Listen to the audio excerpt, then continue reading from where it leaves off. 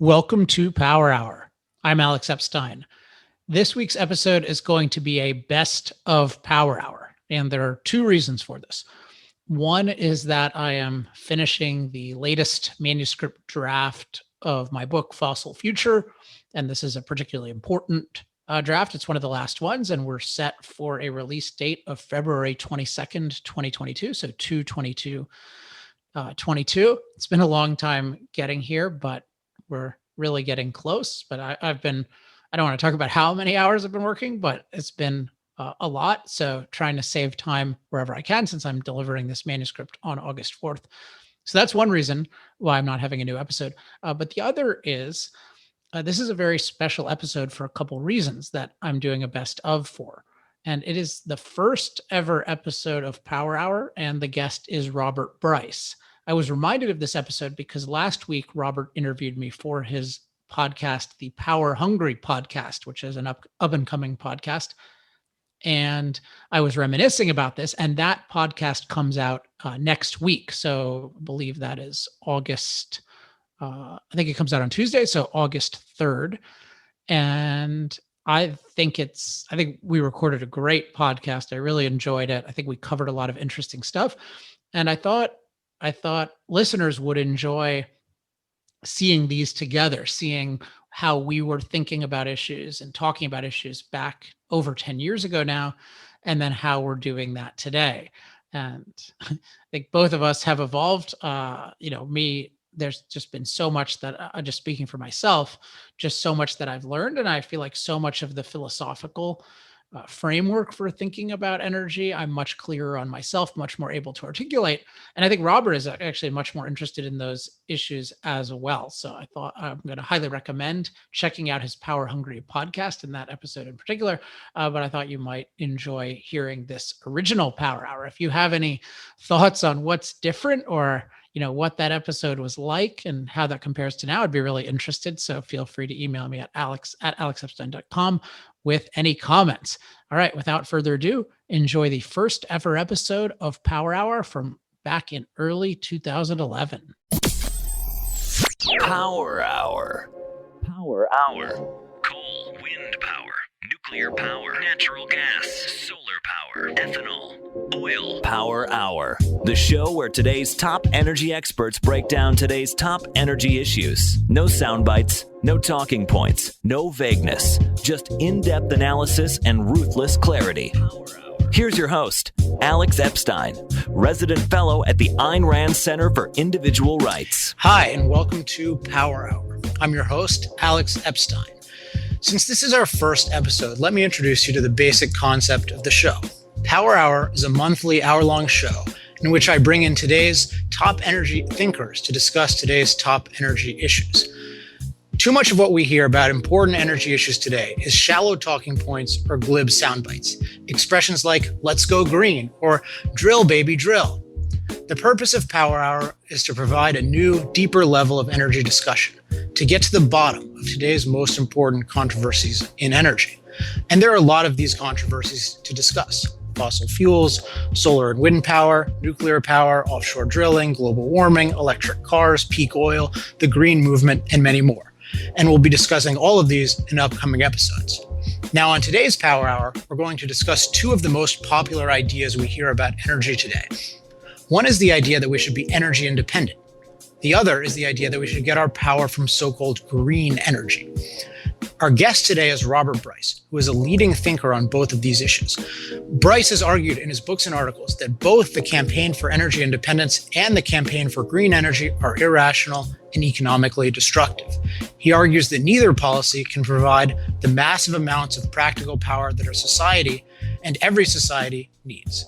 We'll discuss this and much more coming up next in this month's interview. Power Hour. Life, liberty, and the pursuit of energy. Power Hour, the antidote to shallow thinking about energy issues.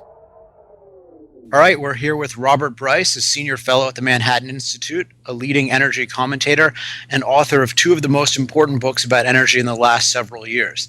The first is Gusher of Lies, The Dangerous Delusions of Energy Independence, and the second is Power Hungry, The Myths of Green Energy and the Real Fuels of the Future. Robert, welcome to the program. Thanks for having me, Alex. In your new book, Power Hungry, you stress the importance about thinking of energy issues, not just in terms of how much energy we have, but how much power we have. You write, "We don't give a damn about energy. What we really want is power." Could you elaborate on this? Sure. Well, and before I do that, let me just set the table here, because this is the critical. It's a critical part, or should be rather, a critical part of our overall discussions. And the two terms, energy and power, are frequently interchanged, and they're not the same thing, not at all. Energy is a measure, it is a quantity. A barrel of oil is energy. A barrel of oil per day is power. Energy is an amount, and power is a rate. By definition, power is 1 watt per second. It is or rather 1 joule per second. 1 watt is a measure of power. 1 joule is a measure of energy. So when I say we don't give a damn about energy, what we want is power, I think the best way to illustrate that is think about when you go to a service station. Yes, we pump gasoline or diesel fuel or ethanol or whatever it is into our tanks. We're used to doing that. We know it's an oil product, or in the case of ethanol, it's a corn product. But we'd gladly, or at least I would, gladly put cupcakes or sawdust or marbles or Twinkies into the fuel tank if I thought that when I get in the car and press the accelerator, I would have enough power to drive from my house to across town or to the grocery store. What we're after is power. We don't care when we flip the light switch. I don't care whether the electricity is being produced from coal or natural gas or oil or nuclear fission or wind or solar. I care that the power comes on. What we're after is power. The entire history of humans, really, and particularly in the Industrial Revolution and since the beginning of the Industrial Revolution, has been the effort to find out how we can turn energy, whether it's from the sun or in the form of coal or oil or natural gas or whatever, how we can turn energy into more effective power. And that's lighting power, motive power, computing power, whatever it is. We are after power, not energy. Energy to us is of little importance. Related to that, one of the themes that's stressed in the book is the connection between power and human life. And you talk about this both in America, where we have all these massive server farms and all sorts of other power-hungry devices, but also in the undeveloped world.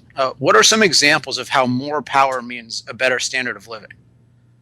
Well, energy availability generally means power availability. Generally, if you're using more energy, you're turning it into effective power. But one of the more remarkable sets of numbers that I came across in doing the research for Power Hungry was this one. The entire continent of Africa has approximately 1 billion people. The entire continent of Africa, though, only uses about as much electricity as Canada, a country of about 33 million people. So people refer to Africa as the dark continent. Well, it is the dark continent. It is the dark continent because it's dark. And why is Africa languishing behind the rest of the world? They don't have enough electric power. That is the key commodity in Africa. It's the key commodity in industrial economies around the world. So the availability of, or as I say in speeches and so on, the essentiality of electricity to modernity is incontrovertible. The countries that can provide cheap, abundant, reliable electricity to their citizens can grow and prosper, and those that can't. I also remember in the book you had an interesting case of oil, and I believe it was liquid petroleum gas used in the third world to great benefit. Could you talk about that? Sure, I can, and I guess if I can just jump back to that issue of power availability, Alex. And to me, it's one of the key points, and the importance of this goes beyond just electricity and discussions of economics, but rather, to me, it's indicative of, or rather, it's directly germane to the issue of CO2 and carbon dioxide limits and carbon taxes, etc. when you have a situation such as I just described in Africa, where you have so few people on the continent have access to cheap, abundant, reliable electricity, the concern among those countries, the concerns among those tens of millions, hundreds of millions of consumers, is not climate change, it's not carbon dioxide, it's not the IPCC or Copenhagen or Cancun or any of these other high-profile discussions about carbon dioxide limits or whatever. It's about their ability to have power to effectively improve their lives. So, to me, it's one of the great disconnects in our discussion about climate change and global warming and carbon dioxide and everything else, is this assumption that, oh, well, we can easily limit carbon dioxide emissions and we should do it now. Well, it's easy to talk about, but it's extraordinarily difficult to do, simply because there are so many people around the world who are continuing to live in dire energy poverty. And unless or until they come out of dire energy poverty, their concerns about climate and CO2 and these other issues is a distant concern. So, one of the things I appreciated in the book, and one of the reasons I wanted to start off by talking about power, because we're going to move on to discuss later some of the things you're known for, which are energy independence and the idea of green energy. But people often take for granted that, oh yeah, we have plenty of power. There's plenty of power, and yet in power inquiry, what you stress, and I see this all the time in my own research, is that the world is severely underpowered in so many ways, and that even we in America would benefit from lots more power, let alone the people in the world, like in Africa, where you're talking about a tiny amount of power relative to 1 billion people. Well, and I think that that's a key point, Alex, and and I've thought about this a lot since my book came out, and that is that, as I mentioned earlier, the quest of humans has always been to increase power availability. And whether that's lighting power or heating power in the kitchen, or computing power or video power. I mean, I use the term engines kind of broadly to describe this process of converting energy into useful power, whatever type it is, motive power, lighting power, etc. But that has been the progress of humans throughout time, is to increase that availability of power. And we have to continue that, and it is in our interest to continue that quest for more power density, because therein is our ability to improve living standards. Imagine where we would be in the United States if the only tilling power we had was still oxen or draft horses. Imagine the number of people who would still be living in poverty on rural farms trying to eke out a living. Our ability to harness diesel fuel and the diesel engine and create large tractors to till the earth has led to incredible productivity gains on the farm. But without that increase in mechanical power, then we would never have been able to achieve this incredible increase in our power to feed people. So these issues of power and energy are incredibly important, but they're discarded and lost in our really poor and cheapened vocabulary when it comes to these issues. And if we're going to make any progress, we have to improve our vocabulary in the discussion. Yeah, and I think it's kind of a common and well-known tendency, but still very much a tendency among people, at least in the modern age, to completely take for granted how amazing the world we live in is. And so much of everything that's amazing in one way or another is underlain by enormous amounts of power doing work for us. Because if power is the rate at which we can do work, the more power we have, the more work that gets done. And that's why I get to speed to work in this magic automobile, which someone 300 years ago would think was beyond his wildest dreams. Well, exactly. And imagine what, and it's why electricity is so important. That ability to, as several writers have talked about it, and Matt Ridley does so in his book, The Rational Optimist, but that the ability to harness hydrocarbons and to put them to work for us. And you think about the electric socket, and what you have there is the potential then to as Ridley talks about, as a multiplier, or to amplify. They amplify our work, but effectively out of the electric socket. If you're a carpenter, your ability then to multiply, amplify your own individual work using an electric saw, using an electric drill, using an electric router, any number of a planer, all of those things that otherwise would have to be done by hand. You're effectively the effective horsepower that a carpenter can harness by just plugging in is remarkable. And I've thought about it several times. If you just when you watch tradesmen at work, if they're out in some rural area or someplace far from the grid, what do they have with them? They have an electric generator out there to produce electricity from gasoline, because they want the electric power's ability to amplify their handwork, and they will pay practically any price to get it. So speaking of power, another big point in the book is this idea that there are certain standards by which we can judge certain different sources of power. Because in our energy debate, we hear about a million different sources of power, and of course, everyone from Al Gore on down claims that he has the best source of power. But in your book, you offer, I guess we could call it a set of guidelines, which you call the 4 imperatives, which help us judge which sources of power are practical and which aren't. So what are the 4 imperatives, and why are they so critical? The 4 imperatives, thank you for that little commercial. Power density, energy density, cost, and scale. The reason we have the sources that we use now, particularly hydrocarbons, producing 9 out of 10 units of energy, 9 out of 10 units of power that we consume come from hydrocarbons. Well, why? The reason is that they satisfy the 4 imperatives. They have high power density, they have high energy density, and they can satisfy our needs from a cost and scale standpoint. Now, let me just, we can talk for many hours on the 4, but let me start from the last one, which is scale. We've heard repeatedly, oh, well, we need to quit using hydrocarbons for whatever reason. Coal is dirty. Oh, natural gas, hydrofracking is terrible. Or oil, peak oil, we're going to run out. Or oil causes terrorism. We've heard that over and over and over again from the people on the extreme right. And therefore, we need to quit using oil. Okay, fine.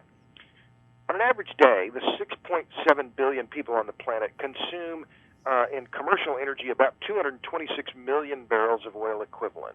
That's everyone, and it's from every source: nuclear, hydro, coal, oil, natural gas, solar, wind, everything. The total energy consumption on the planet per day is about 226 million barrels of oil equivalent. Well, that's about 27 Saudi Arabia's worth of primary energy. Saudis produce about 8.1 million barrels of oil per day, have since for the last 30 or 40 years. So if we want to just put it in Saudi terms, in Saudi Arabia's, it's 27 Saudi Arabia's. Well, of that 226 million barrels per day, we get about 200 million barrels per day from hydrocarbons, coal, oil, and natural gas. So if we want to find something else, whatever it is, to replace that 200 million barrels of oil equivalent per day, we need 23 and a half Saudi Arabia's. That's a tremendous amount of energy, particularly when you consider the investments that the Saudis have made over the past 50, 60 years to get their oil production up to the level that it is now. So I can talk about power density and energy density, of course, but the first place to talk about any kind of energy transition has to be with the issue of scale. Right. Yeah. I understand completely why you're stressing that first, and that's in keeping with what we've been discussing about just how much power is needed to sustain the modern way of life, let alone what we would like for the future. But I do think the concepts of power density and energy density are helpful, and especially with power density, people might not be familiar with. Sure. Well, and it's one, my book came out, Power Hungry came out last April, and since then I've given, dozens of lectures, dozens of speeches around the country, and I've found that the issue of power density is the one that is perhaps the most effective in getting people to understand on a wholly different way, why power density matters and why this metric is so important. So power density is a measure of energy flow that can be harnessed from a given area, volume, or mass. So you have different ways to measure power density. Aerial density, volumetric power density, or gravimetric power density. So an easy way to discuss power density is this way. If you consider a wind turbine, and of course the wind industry has been very effective at selling their brand of subsidized business and saying, oh, we're clean, we're green, blah, blah, blah. We've heard that over and over. Fine. The power density for an average wind turbine, and these numbers are easily found, the general agreement on this number, the power density of a wind turbine is about 1 watt per square meter. Okay, well, then let's jump to the other extreme and look at nuclear. Well, there are many ways to calculate nuclear, but I looked at the South Texas Project, which is a nuclear nuclear facility here in Texas. And I live in Austin. The city of Austin owns 16% of the South Texas Project. So I looked at the South Texas Project and I said, okay, what's the power density on this facility? Again, measuring it in watts.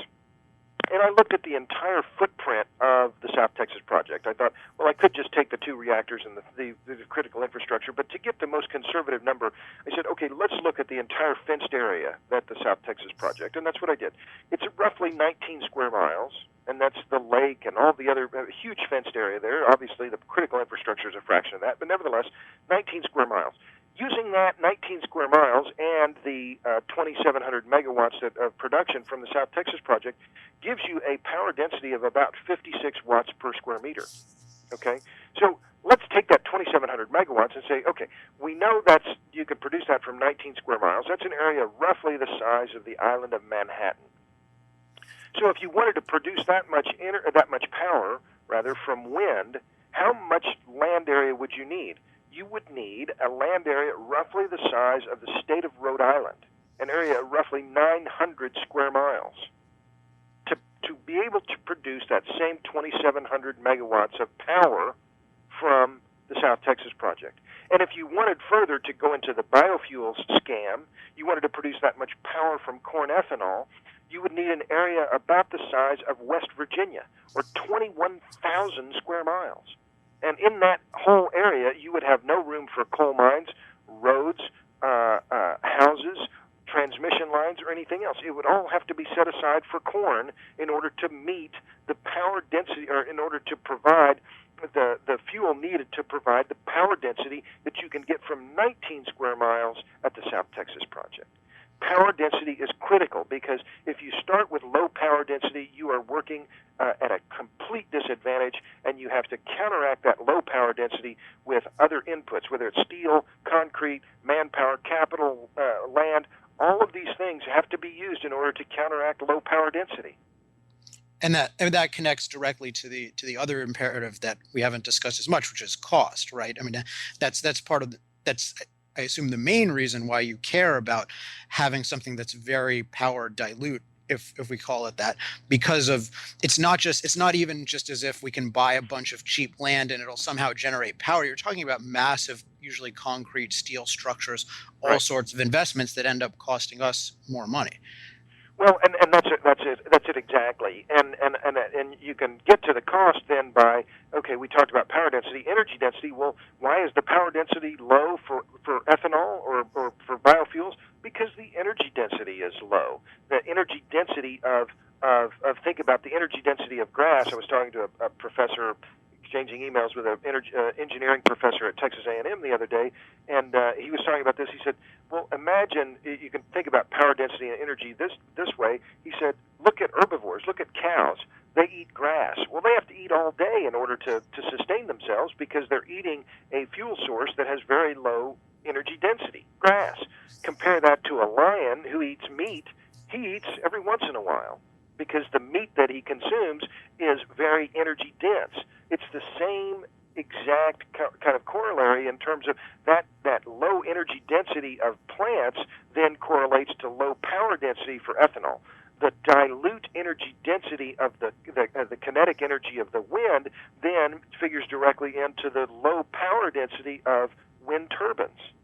So you have that power density as a direct product of the low energy density. And then when you talk about cost, yes, exactly. You have Why are they making these wind turbines now 450 feet high and then therefore have to have huge amounts of concrete and steel and everything in the base around the wind turbine? It's because they're having to counteract that very low energy density of the wind, and to do so, you have to come up with huge inputs of other materials that are increasingly costly, such as steel, concrete, etc., that have big footprints. The nut of all of this, I think, Alex, is the deep green, the real environmental ethic, is small footprints. And this is small is beautiful. The book was written when I was a kid. E.F. Schumacher, small is beautiful, and that's why 30 years ago I was anti-nuclear. Today I'm adamantly pro-nuclear. Why? Because it is small footprints. If you are deep green, if you are truly an environmentalist, you have to be pro-nuclear. Well, that's I find that interesting. That I have a I think different view a little bit of what is the real sort of core of the environmentalist movement. But I'll ask you in that. Well, tell me, what is it? What do you think it is? I've been talking a lot. I think it is. Tired. I think well, you're the star here. But in terms of, I think the core of it is low impact. But then the question is, who's the ultimate beneficiary? And I think the idea of environmentalism is that human beings are not supposed to be the ultimate beneficiary. We're supposed to not have an effect on the environment, but it's the environment above and beyond human beings. So what you see with environmentalists time after time is that they want to preserve nature at human expense. They want to preserve nature from human beings. And I think that connects to the issue of nuclear and hydro, which I was going to ask you about. So I'll give my own opinion quickly and then ask you what your opinion is. What you see is that even if you throw away the whole global warming CO2 issue, environmentalists rabidly oppose nuclear power and hydropower, which are by far the cheapest, most effective, most proven forms of generating CO2-free power. And yet you would think with all their global warming alarmist rhetoric, they would be cheering for these things. And if you look at why do they oppose them? Well, if you look at why, say, James Cameron opposes hydroelectric dams, he says they're unnatural. They're interfering with nature. We're imposing on nature. Yeah, and in a sense they are. Or if you look at nuclear power, they'll say, yeah, it's unnatural. We're not supposed to harness this kind of power. And the word unnatural comes up, and they'll talk about things like radiation. And if you break it down, none of it adds up. It's not true that it's not safe, and they have all sorts of fallacies. But there's this sort of basic view that it's wrong for man to tamper with nature, which is why going to solar panels and windmills, why ultimately they oppose those as well, which is why you see opposition in the Mojave Desert, why you see opposition in Cape Wind, because the fundamental idea that it's wrong for man to impact nature is an anti-energy idea. I didn't mean to go on that long, but that's no, that's fine. Well, I mean, it's interesting that I'm intrigued by how you put it, because if you take that then to the next, take that further, then if it's wrong for man or men or women or whoever to impact nature, well then why would you carefully breed one cow or one horse with your other best cow or best horse? Oh, well, we can't interfere with that. That would be interference. Well, then, I mean, you reduce it to absurdity very quickly when you think about that, because then we don't want to breed the best plants for more productivity. That's interfering with nature. I mean, you can reduce that argument very quickly to one that shows just how extreme and how frankly stupid the whole thing is. But they do certainly. I mean, I was not articulating a viewpoint that I agree with. It's one I think is profoundly wrong. And I think it's the proper view of nature is that nature is a means to human end. So I love nature. I love going outside. I love taking walks. I love going to the Grand Canyon.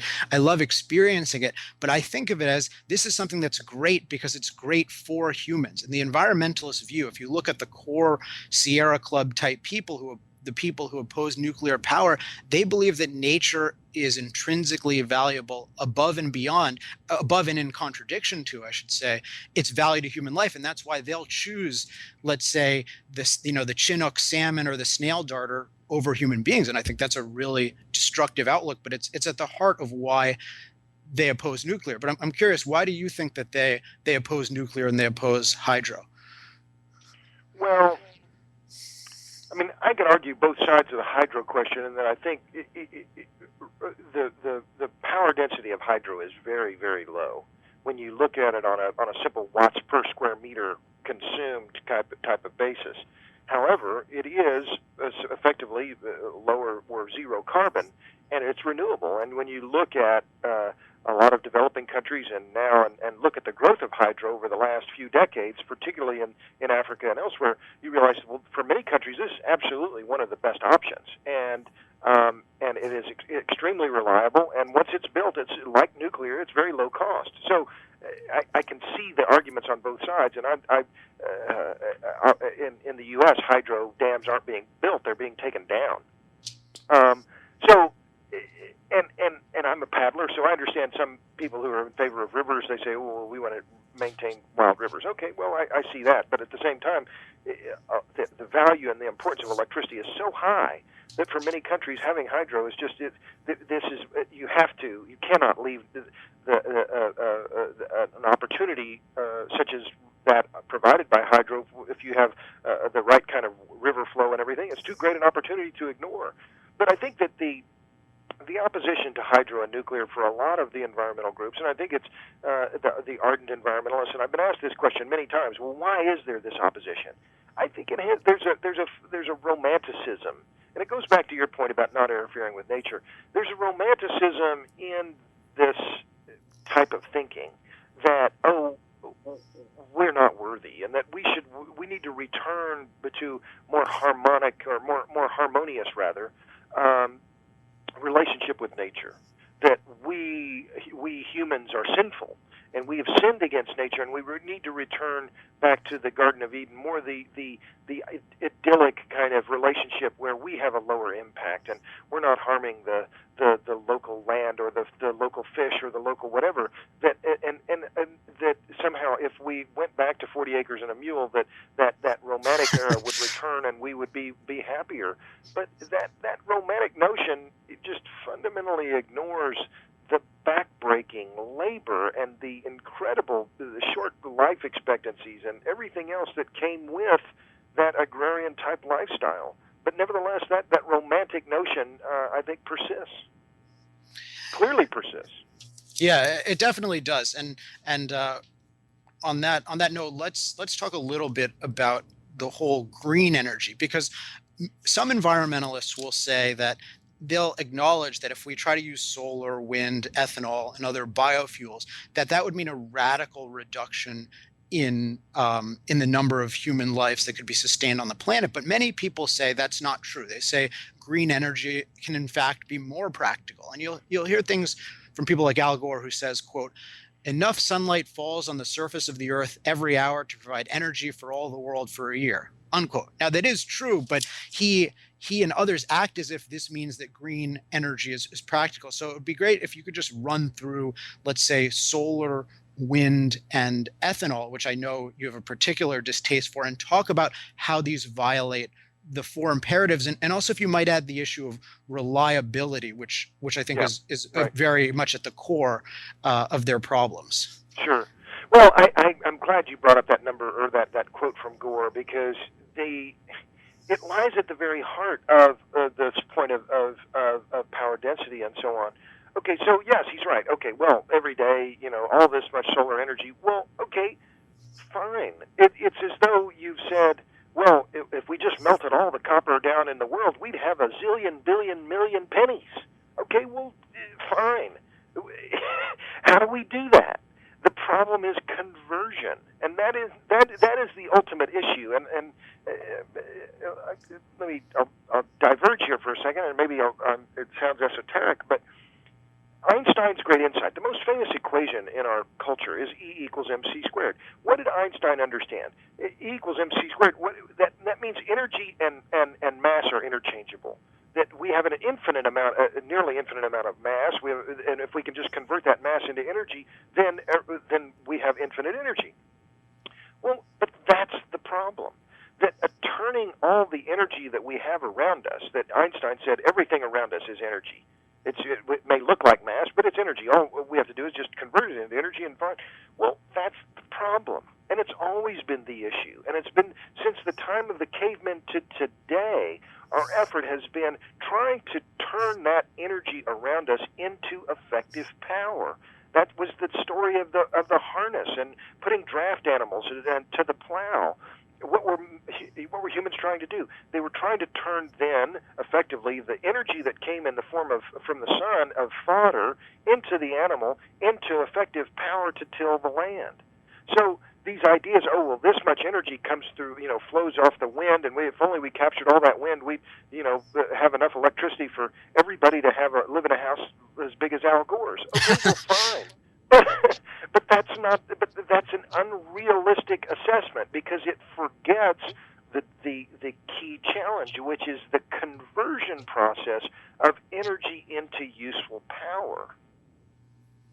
And I didn't exactly address your question. No, but that's. I think that's a really good first building block of the answer, because if we're talking about the issue of conversion, I mean, we can look at nature as just matter and energy. So there's no issue of how much energy is around us in the world. There's tons of chemical energy. There's tons of energy from the sun. The issue is how do we convert it? So can you talk about the difficulties of converting so-called green energy, such as direct sunlight, the wind, and then plant matter? Sure. Well, let me start with the last one, because that's one that I'm very familiar with, and one that people say, oh, well, if we just converted all the plant matter and so on, then that would be fine. Well, I wrote a piece just recently and published it on Counterpunch, critiquing Thomas Friedman's recent article about biofuels. And in looking at that, I talked to Tim Searchinger, he's at Princeton and has done a lot of work on biofuels. He did an estimate that even if globally we took all of the wood, all of the plant materials, all of the food crops, and converted it all to our human use for energy, it would only provide about 30% of global energy needs. So he's saying you take all plant material on the surface of the earth, it would only provide 30% of what the energy needs of the people on the planet. That gives you an idea of the low energy density of plant materials. And why is that? It's because plants only can convert about 2% of the solar energy that they receive into effective energy. And that's creating stems and leaves and roots and everything else. Well, then when you take those stems and leaves and roots and try and convert them into useful power, you lose again. You lose a huge amount of that embedded energy up the smokestack. So that process then of conversion is problematic. So you asked about the issue of reliability. Okay, well, let me just follow on that in terms of plant matter. Well, okay, so say we in the United States decided we're just going to use biofuels grown from soybeans or corn or cellulosic ethanol or whatever. Well, what do you do when you have a drought? Suddenly we've lost a third of our crop or a half of our crop. Okay, well, what do we do for our energy flows? Oh, well, we do without. Well, that's not so good. But the same analogy applies to the energy that we get from the sun or the energy that we get from the wind. Talk about wind for a second. In August, I live in Texas, the biggest wind energy state in the United States, roughly 10,000 megawatts of installed wind energy capacity. Well, 4 days in August of 2010, Texas had record electric demand. And on those record days of record demand, that those days was something on the order of 65,000 megawatts of power, the wind energy generation capacity in the state amounted to 1%, 2%, 1%, and 1% of the total demand on those days. So the availability of wind on when power demand was highest was essentially the effective availability was effectively zero. So, well, it's hot and it's 102 degrees in Austin, and I want air conditioning or I want a cold beer, and we're relying on wind. Oh, sorry, you can't have that. Not now. The wind's not blowing. Well, but I want it now. Oh, well, but I'm sorry that you can't have it. Well, that doesn't work in a modern economy. Yeah, and then solar, there's kind of a problem that it's not around at night, and then of course it's around intermittently during the day. I remember I was in Arizona earlier this year, and Arizona is supposedly just the panacea of solar, and if only we just put up hundreds of square miles of solar panels in Arizona and magically got these transmission lines, it would be great. And they were complaining that it had just been raining. I was just thinking, wow, what if they actually tried this ridiculous scheme which would bankrupt us all, and it just rained for a couple days. That would be really rough. Yeah, and they need rain there. Well, exactly, and this points to the other issue, which is that, and it is the key issue. It's the holy grail in the energy business, and has been the holy grail now for decades, which is energy storage. And there are some people that say, "Oh, well, we've figured out how to handle that, and we can resolve that." But in talking to material scientists and in talking to them seriously about where they're going in batteries and so on, the discussion that I always hear is that the fundamental problem with batteries is that energy density issue, the amount of stored heat or chemical energy that you can have in a given area or volume or mass with energy is still very, very low. And we've had to explain that, or to give you an example, gasoline has 80 times the energy density of the best lithium-ion batteries. And batteries have improved since the time of Edison to today, but you just figure an 80-fold difference in the energy density between gasoline and lithium-ion batteries. That's why we use gasoline. Yeah. So, I mean, gas, it's just really remarkable how much energy is stored chemically in gasoline versus something like a battery. And in your book and in other places I've seen, there are just so many brilliant quotes from the beginning of the 20th century where they say batteries are going to take over gasoline. Batteries are they're the wave of the future. And even during the time of Edison, people were saying to Henry Ford, don't use gasoline, use batteries. And in fact, Edison, I believe, was the one who told Ford, look, you have to use gasoline. It works much better than a battery does.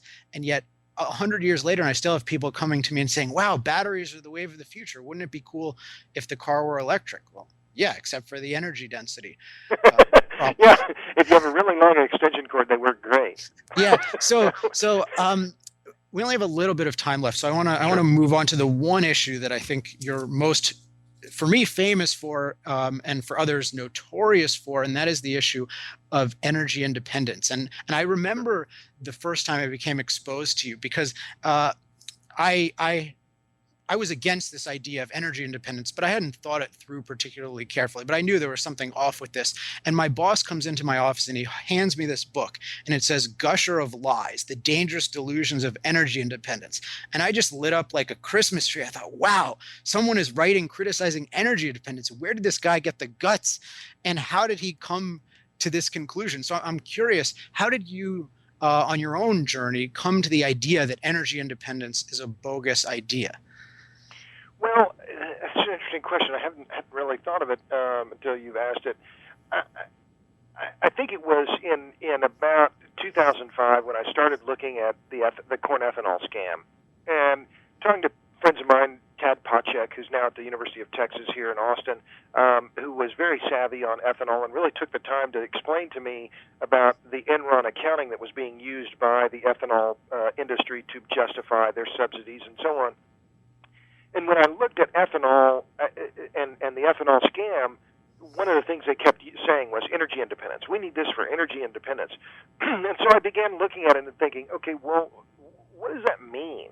And what are they implying throughout their whole effort to justify their subsidies? And it was that, oh, well, foreign oil is bad. Okay, well, so I started looking at oil imports, and I found that the U.S. has been a net crude oil importer, and this is Energy Information Administration numbers, it's not my data, that the U.S. has been a net crude oil importer essentially every year since 1913, 5 years after Henry Ford introduced the Model T. So I looked at that and I thought, well, wait a minute. We've been an oil importer for a century, and a big one, and we're the world's single biggest energy producer and the world's single biggest energy consumer. We produce nearly 75% of all the energy that we consume. Yeah, we import a lot of oil, but we pay for that oil. As with any other article of trade, you get something, and in return, you give them money. And whoever the seller is, they get your money and they do something else with it. And as a buyer, you get that good or service, and then you enjoy it. But there was something fundamentally wrong, the more I thought about it, with the entire concept. and I looked at the history of it and how long we've been hearing this phrase and how popular it was, and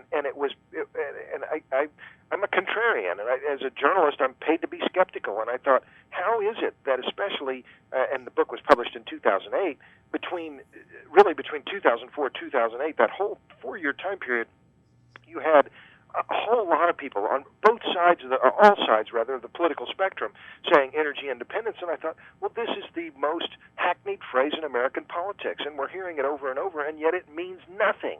And so it really was it was gratifying to see, a lot of people attack me and didn't like me. Well, that's fine. You can't be friends with everybody. But I hope I've affected that discussion a little bit, because our vocabulary, our political discussion is so impoverished, and yet we continue to use these silly phrases without any understanding of what they mean. So I've given you a windy answer there, but you asked me a question I hadn't really given much thought to. Well, no, that's a great answer, and I find it remarkable the extent to which people are willing to equate trade, which is a long known and a beautiful phenomenon of exchanging value for mutual benefit, of equating that with dependence, which at its core is a real helplessness. Like, I'm helpless. And people think of something like, well, we buy all this oil from Saudi Arabia. Now, there are complications with that, and I don't think either of us thinks it's a great thing that Saudi Arabia is in the shape that it's in. But nevertheless, people have this idea, and I think Bill Clinton says, I actually have this quote right here. Think of the instability and impotence you feel knowing that every day we have to have a lifeline from places half a world away that could cut us off in a minute. And I think you do a good job of pointing out that with the Middle East, people think, even though it's an imperfect situation, and you've written a lot about what's wrong with it. I've written some in my own work, but that's a completely wrong view of the kind of precariousness of our situation. Well, yeah, and it is always intriguing to have Bill Clinton talk about impotence, but the issue of remember, it's not just reliance or impotence or anything else, we're being held hostage or whatever. The other one is addiction, which in America's love of the self-help culture and everything else, addiction. Oh man, the Saudis are just the drug pushers, and they've got a needle and they're hiding near the schoolyard, and here, just the first taste is free, and who is the one who uses this most famously first? George Bush. George W. Bush. We're addicted to oil. Well, I'm not addicted. I use just the right amount in it, or that we waste it, or that we're wasting it. Well, I don't. My pat response is, it's glib, yeah, but I don't waste any oil. I use just the right amount. In fact, I don't waste any energy. I use just the right amount every time. I'm sure someone else wastes it, but I use just the right amount.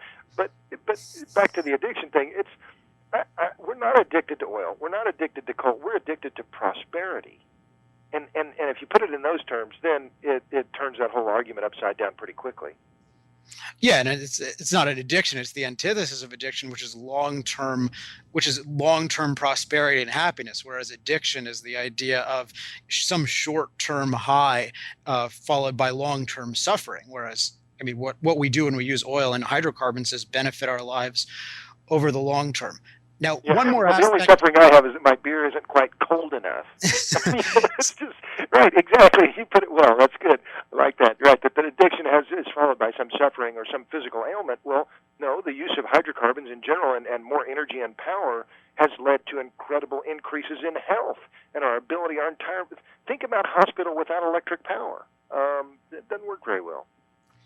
Yeah, and on that addiction tip, anyone who's listening to this, I have a recent article on Fox News called "The 6 Myths About Oil," and myth number 1 is that we're addicted to oil, and then the rest of it is devoted to refuting some of these other myths. But I think the addiction metaphor is really apt to the way that people look not only at energy, but at capitalism. So if you look at the socialist critiques of capitalism going back to certainly Marx, there's this idea that it inevitably sows the seeds of its own destruction. That's almost verbatim from Marx. And during the 20th century, what they said is capitalism will fail to produce. It looks like it produces, but it doesn't really produce. And if we have socialism, that'll really produce. And then it turns out capitalism produced and socialism killed everyone. So in the form of communism primarily, and Nazism. So then what did they say?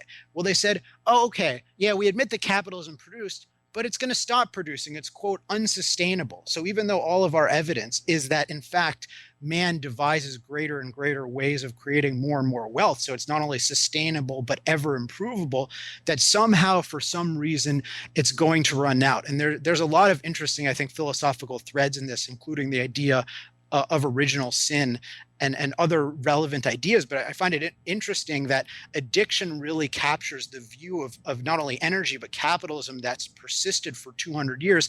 And yet the anti-capitalist, anti-energy people keep claiming that the end is near. And in my view, and I think the implication of your book is, the end is only near if we deprive ourselves of the freedom to harness the unlimited potential energy from nature. Well, I like I like your train of thought here, because I think it's an important one, and it's one that I haven't put it in those terms, and I'm not as schooled in Marx and that school of thought as you are, but yeah, I think that, and it's interesting that you put it that way, and it makes me think that a lot of the discussion about peak oil is of the same kind of catastrophist mindset. The peak oil and global warming mindsets are very similar, and I'm not here to argue either side of either issue. I can argue both sides equally well, I think, and discuss them equally and see the supporting arguments for both. But both ignore as Julian Simon put it, the ultimate resource, which is human ingenuity. And this idea, well, peak oil, okay, it's going to lead to catastrophe. Well, yeah, except it forgets the idea that price and technology are an incredibly powerful combination in finding new resources of whatever kind. And this was the source of the great bet between Julian Simon and Paul Ehrlich, that in fact over time commodities will get cheaper, not more expensive.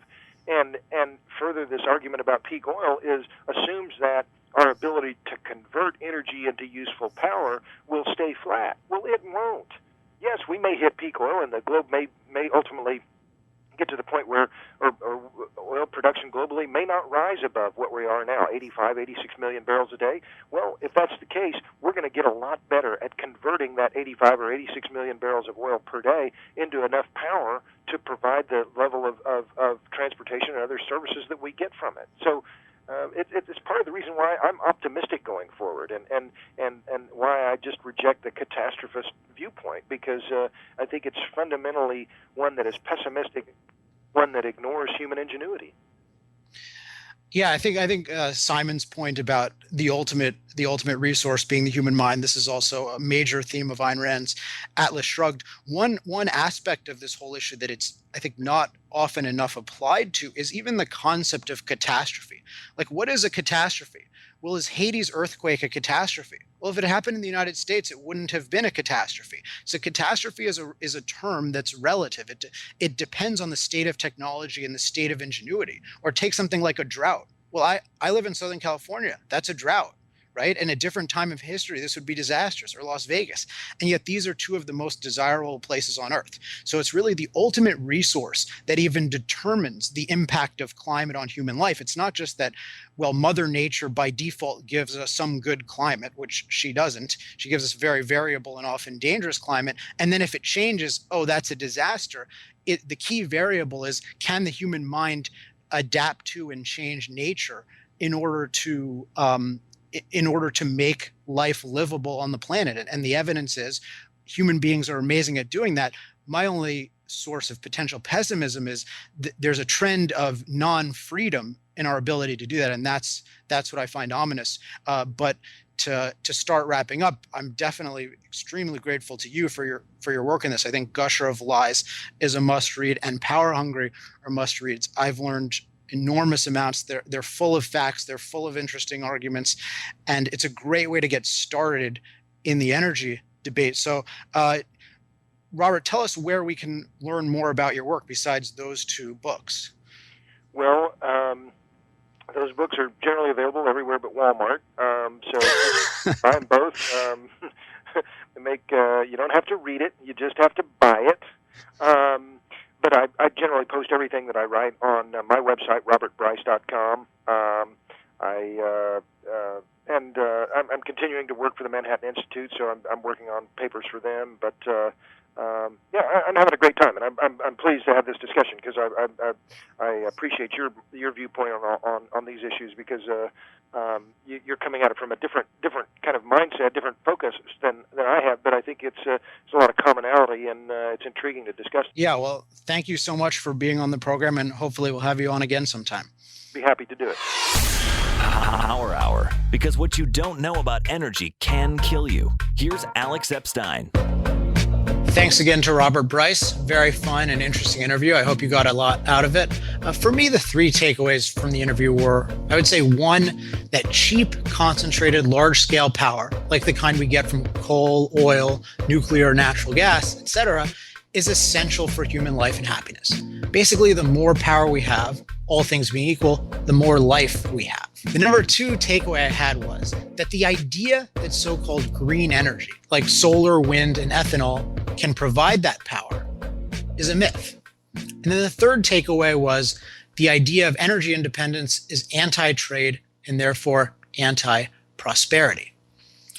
Now, there's a lot more to say about all these issues. And once again, let me recommend Gusher of Lies and Power Hungry as resources. But I just want to make two additional points right now that hopefully you'll find helpful. The first is that being a true advocate of large-scale energy and power means being an advocate of freedom, first and foremost. Let me explain that. Often people think that if you defend oil and criticize solar panels, as I do and as Robert Bryce does, you're somehow saying that the government should be pro-oil and anti-solar panels. But that's not it at all. The government, in my view at least, shouldn't be pro or anti any kind of fuel. It should respect the right of energy companies to own property and to harness whatever kind of energy they judge best. And in such an environment, the best energy technologies will win out. The reason to praise oil is because oil, for a century and a half, has proven incredibly valuable to human life. The reason to criticize solar is that for most purposes, it's proven not valuable, and it's taken a lot of taxpayer money in various schemes and scams. But if someone can figure out a way to overcome all the difficulties of harnessing large-scale solar, more power to them, so long as they don't do it by taking my money or your money. So being pro-energy means being pro-freedom, pro-trade, and as a consequence of that, pro-competition. Now, the second idea I want to put forward is that even though energy independence, that idea, is justified as essential to national security, it is in fact anti-security. I know this is a controversial point on my part, but it's one I made in my recent Fox News essay, The 6 Myths About Oil, and I want to quote a little of that essay here. Quote, Iran and Saudi Arabia use ill-gotten profits to spread totalitarian Islamic ideology around the world and terrorize us with their minions. This, however, in no way justifies any attempt at energy independence, that is, renouncing international trade in energy, including the 2/3 of our oil we buy on the international market. If, say, Iran's money is the problem, then the solution is to cut off Iran's money directly, for example, by organizing a global economic boycott against Iranian oil, not foreign oil. Why on earth should we give up 2/3 of the oil we need, an incalculable economic sacrifice? It is self-sacrificial and xenophobic to try to end our reliance on foreign oil as such and retreat into some kind of oil subsistence farm in the hopes that this would someday lower Iran's oil revenues. This is especially dubious given skyrocketing oil demand from India and China. It is an undeniable fact that Iran was an active, blossoming sponsor of terrorism when oil was at $10 and $20 a barrel, as was Saudi Arabia. Can anyone possibly believe that focusing on lowering oil prices over a period of decades would accomplish anything besides giving Iran more time to develop nukes while undermining America's economy and military? And that's the end of the quote. So the idea here is that foreign policy problems are very real. I want to stress that, and they should be taken seriously. But the solution is not to try to become an energy subsistence farm. And if you read Gusher of Lies, you'll see just how interconnected the global economy is, not just in terms of oil, but in terms of all the materials and inputs that are crucial for all kinds of energy. In the appendix of the book, he has a list of what materials we import from where and what their uses are. And this is really cool. So here are some of them, and many of them we import 100%. I'll tell you afterward what they're used for, and if I mispronounce any of them, I apologize. Some of them are a little bit of a mouthful for non-chemists. So here are some of the materials that we import 100% of: indium, manganese, strontium, yttrium, vanadium, bauxite and alumina, columbium, fluorspar, graphite, mica, quartz crystal, rare earths, rubidium, thallium, thorium. All of those are 100% imported. Now, all of the following are at least 80%. Gallium, platinum, bismuth, tin, antimony, diamond, titanium, palladium, tantalum. So what are these things used for? Well, here are just some of the uses. And think about how this applies to every kind of energy and really to all of our prosperity. Solar cells, wind turbines. So forget about green energy being so-called energy independent. Jet engines, metalworking equipment, catalytic converters, electronics, drilling machinery and drill bits, airplanes, storage batteries. Forget about electric cars being energy independent. Semiconductors, superconductors, LEDs, integrated circuits, lasers, optical lenses, radiation detection equipment, steel making, combustion equipment, aluminum, nuclear fuel, TVs, electronic displays, pesticides, fertilizers, preservatives, and fireproofing. So the benefits of international trade are absolutely immense. The reason why we import these things is because it is far more beneficial, far cheaper to do so. We need to have a foreign policy that enables citizens to maximize these kinds of benefits while also protecting our security. And that's not a trivial task, but it is a necessary one that has to be taken seriously, not just evaded with slogans like energy independence, which ultimately don't really amount to anything. And on that note, let me give you some reading and listening recommendations if you're interested in learning more about the issues we discussed today. And I'll be linking to all of these on my Facebook page, which is at facebook.com/thepursuitof-energy. First, of course, check out Gusher of Lies and Power Hungry by Robert Bryce. Second, I've linked to the article he mentioned on ethanol in today's show. Third, check out The 6 Myths About Oil by me, which covers both green energy and energy independence.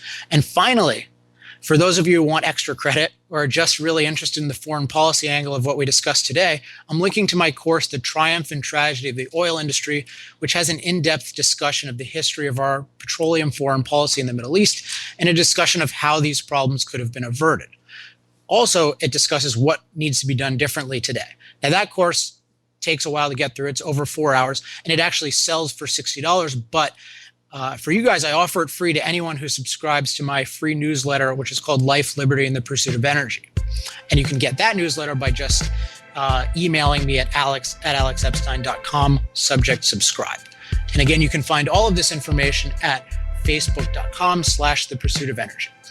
And with that, it's time to wrap up the Power Hour. I hope you learned something. And if you did and think it's important information, please tell your friends and colleagues about it in whatever way you can. This is the future of energy in our country we're talking about. So use Facebook, use Twitter, use email, use phone calls, use smoke signals, anything short of spam. As always, if you have any questions, comments, hate mail, love mail, you can send it to alex@alexepstein.com or contact me on Facebook. And to subscribe to this podcast, go to iTunes. Again, to subscribe to my monthly newsletter with even more energy goodness, email me at alex@alexepstein.com, subject subscribe. Next month, we'll be back with another exciting guest and topic, which I will announce in the next newsletter. Until then, I'm Alex Epstein, and this has been Power Hour. Power Hour is a TJ DeSantis production. Its content is intended for private use only.